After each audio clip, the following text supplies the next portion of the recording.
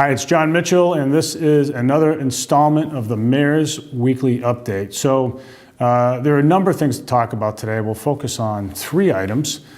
So the first was I was invited just this past week to testify before a congressional committee about the Atlantic Marine Monument designation that just happened back in the fall. And the Atlantic Monument was an area of ocean that President Obama declared to be off limits from commercial fishing. Now, when I say I was invited to testify, we actually prepared testimony for me, but because of the snowstorm, all the flights from Washington were canceled. So I didn't actually get there to testify, but I submitted testimony, and the testimony, in effect, addressed both that particular marine monument as well as the need for legislation to make the designation of marine monuments in the future more transparent and more thoughtful. We have a monument now off of our coast, the first marine monument in the Atlantic Ocean, that affects the fishing industry. There are people in our city who work at, especially American red crab on the South Terminal, whose livelihood will depend on their company's ability to catch red crabs in that area. There's lobster that are caught in that area as well, including by some New Bedford-based boats.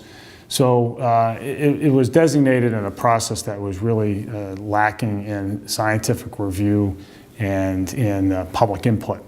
So my argument is that things need to change, that if you're going to declare something off limits permanently, it's got to be done very, very carefully. And so there'll be more on that in the coming months, I'm sure. I think there'll be some legislation that emerges, but people were wondering, well, did you go to Washington or didn't you? I didn't, but we submitted testimony.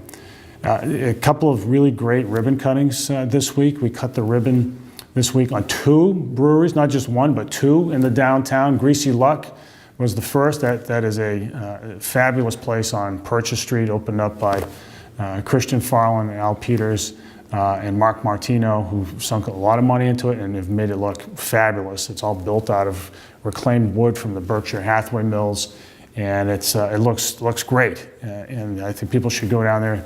The beer is really good, the food's really good, the entertainment's really good, and I think they're going to be hugely successful. Also, the next day I cut the ribbon on the new Moby Dick Brewery at the corner of Water and Union Streets, which is really going to light up that entire block. That's the what was historically known as the Four Corners of New Bedford, that particular block. That is going to be, it is a fabulous place, another place that serves great beer, great food.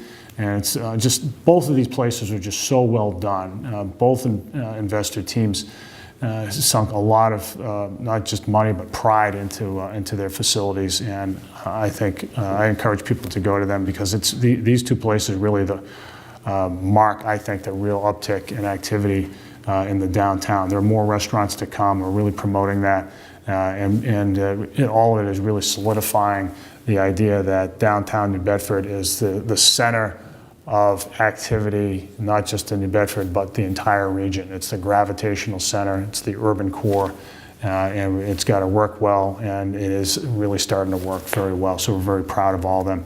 A lot of people this weekend will be there because this is a marathon week for New Bedford. The Half Marathon has been hugely successful over the last few years, and this year is no exception.